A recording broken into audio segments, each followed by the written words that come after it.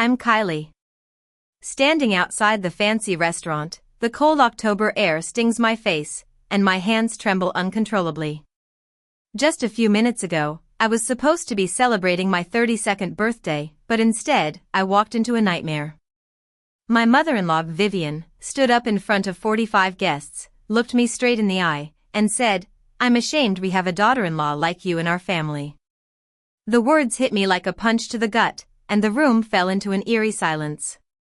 Let me take you back to how I got here. I've been married to Ethan for 5 years. We live in a cozy 2-bedroom apartment on the 4th floor of an old building. The elevator makes a horrible screeching noise, and our landlord, Mr. Jenkins, is an old man who always smells like pipe tobacco and has a cat named Whiskers.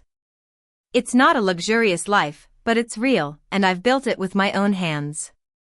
I'm a senior financial analyst at a well-known consulting firm called Sterling & Company. 3 months before my birthday, I got promoted to the Director of Client Relations. The promotion came with a significant salary increase of $100,000 a year, and I got a corner office on the 16th floor with a view of the city skyline. On clear mornings, the sunlight filters through the window at a perfect angle, turning my office into a golden haven for about 25 minutes. I used to sit there with my coffee, feeling completely at peace. Ethan was with me when I got the promotion call. We were in the living room, I was folding laundry, and he was reading a book. When I told him the news, he picked me up and spun me around. We went out to a fancy restaurant that night, even though it was a stretch for our budget. We split a bottle of wine and talked about our future. Ethan is a kind and gentle man. He's warm-hearted, always remembers people's birthdays, and is genuinely interested in others. But he's also deeply afraid of his mother, Vivian. Vivian is 65 years old. She's a woman of refined taste, always impeccably dressed in designer clothes. Her hair is a perfect silver bob, and her perfume, a rich, musky scent, announces her arrival before she even enters the room. She has strong opinions about everything, from the style of home decor to the appropriate time for a woman to start wearing pearls. She expresses these opinions as if they're laws of nature, and she's genuinely puzzled when people take offense. Since the beginning of our marriage, Vivian has been a constant source of subtle criticism. At our first Thanksgiving dinner, she commented on the way I set the table, saying, "Kylie, dear, the napkins could be folded a bit more elegantly." Ethan would laugh nervously, and I would smile and nod, thinking that I could win her over with kindness. 6 weeks before my birthday, we were at Vivian's house for a family brunch. After a delicious meal of quiche and fresh fruit, Vivian looked at me and said, "Kylie, I want to throw you a proper 32nd birthday party. I'll invite our family, friends, and some of your colleagues. It'll be a wonderful celebration." Ethan looked at me with hopeful eyes, silently asking me to be grateful. I thanked her and said it was a generous offer. Over the next few weeks, Vivian took charge of the party planning.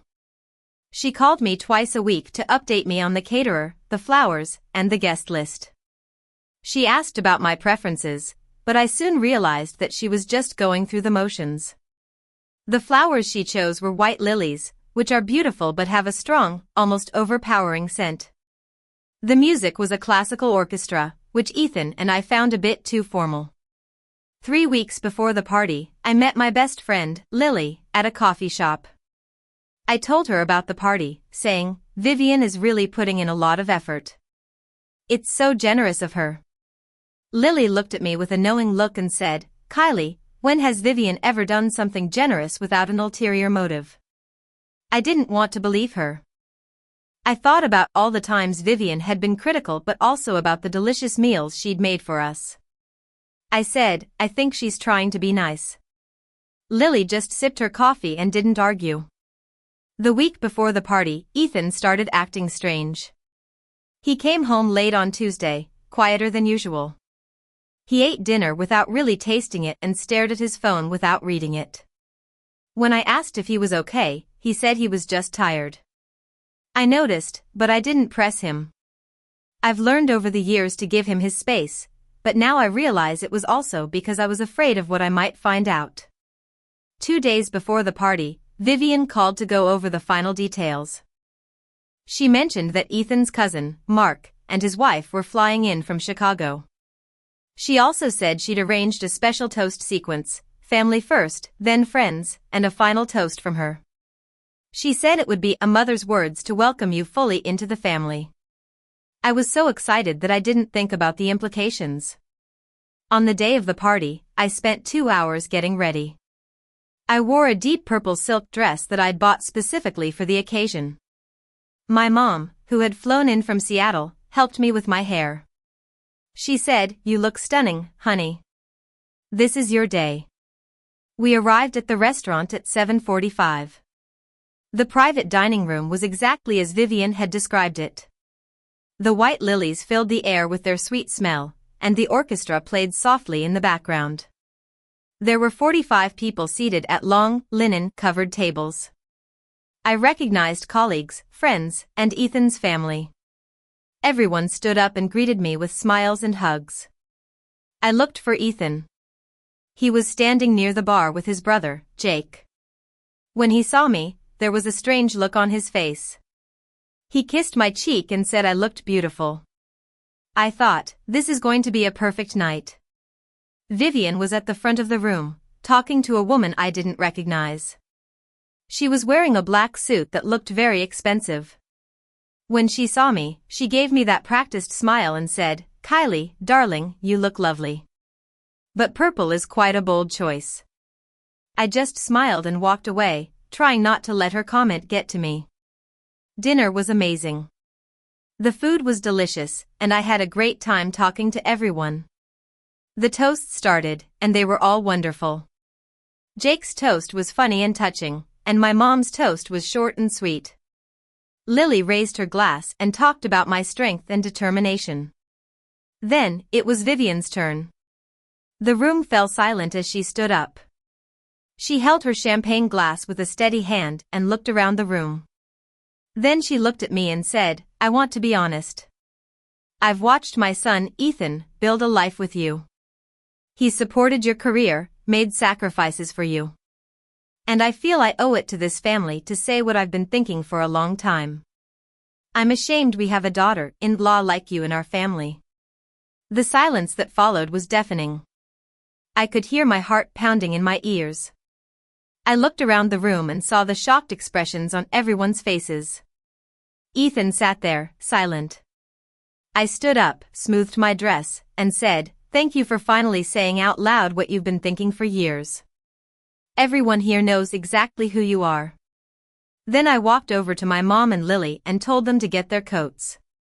I walked out of the restaurant without looking back. I stood outside, shivering in the cold. My mom put her arm around me, and Lily stood beside me.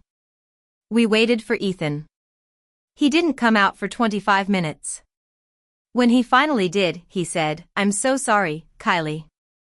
I didn't know she was going to say that. I looked at him and said, "You didn't know?" He swore he had no idea. I just nodded and said, "Okay, Ethan." That night, I couldn't sleep. I lay in bed, thinking about everything. I thought about Ethan's strange behavior the week before, and I started to suspect that he knew more than he was letting on. The next morning, Lily came over. Ethan was sitting at the kitchen table, looking like a man waiting for a death sentence. I asked Ethan about the party planning. I said, "Did you know what she was going to say?" He said he didn't know the exact words, but he knew she wanted to say something about me to the family. He thought it would be something about our marriage, like one of her back-handed comments. I realized that he knew she was going to use the party as leverage, but he didn't warn me. I was furious. I told him to leave for the day. He left without arguing. As the day went on, I felt that there was more to this than just Vivian's cruelty. I started looking into our finances. We had a joint account for household expenses and separate accounts for personal spending. Everything seemed normal at first. Then, while cleaning the home office, I found a manila folder at the bottom of a pile of papers on Ethan's desk. On the tab, in Vivian's handwriting, were the words "Kylie's financial situation." I opened the folder and found 7 pages inside. The first page was a detailed summary of my salary, my estimated annual bonus, and my projected earnings over the next 10 years. The second page was a spreadsheet listing my assets, including my savings account, my 401k, and an investment account my dad had set up for me. It also listed Ethan's assets and our combined household expenses, with a figure marked remaining transferable value at the bottom. Pages 3 and 4 were printouts about marital property laws in our state, with highlighted passages and notes in Vivian's handwriting. Page 5 was a draft of a financial agreement where I, as the wife, would transfer 25% of my income to a family trust administered by Vivian. Page 6 had a strategy list: establish a public perception of me as difficult, use Ethan's family relationship to pressure me, find the right moment to present the agreement, and isolate me socially before doing so. Page 7 was a note to Ethan saying, the party will be the right moment. After she's vulnerable, you know what to do. I took pictures of every page with my phone and put the folder back. I called my dad, a retired corporate lawyer. He listened to me carefully and said he was coming over. When he arrived, he looked at the papers and said, "This is a clear case of attempted financial coercion. The agreement is not enforceable, but the intent is there." He advised me to be patient and let Vivian think she'd won for a few more days. Ethan came back the next evening. He looked guilty. I sat him down and asked him to tell me the truth. He said that 3 months ago, when I got the promotion, Vivian called him and asked about my new salary. Over the next few weeks, she told him that she was worried about the family's financial future and wanted to set up a trust. He thought she was just asking for financial help and that he could manage it without causing a big fight. He knew she was going to say something at the party to pressure me into agreeing to the trust, but he didn't think it would be so public and humiliating. I was heartbroken. I told him that I was going to deal with Vivian legally and that I hadn't decided what to do about him yet. 2 days later, we had a meeting at our apartment. Vivian arrived on time, looking as composed as ever. I laid out the photocopies of the folder on the table. She tried to act calm, but I could see the shock in her eyes. I told her that I knew about her plan, and that I would not sign any agreement. I said that my dad was a lawyer and that there was a case for attempted financial coercion. Ethan finally spoke up and told his mother to stop. He said that he should have stood up to her earlier and that this was all over. Vivian was furious, but she knew she'd been caught. I told her that she needed to write a written apology to me and all the people at the party within 2 weeks. She left without saying a word. 4 months have passed since then. Vivian sent an apology, but it was full of half-truths. My dad advised me to accept it, and I did. Ethan and I are still trying to figure out if our marriage can survive this.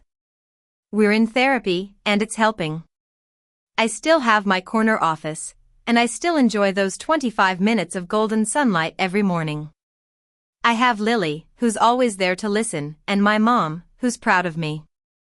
I also have the folder, a reminder of how someone underestimated me. I've learned that I need to be more assertive and protect myself. I may not have the easy, happy life I thought I had, but I have clarity about who I am and who is truly on my side.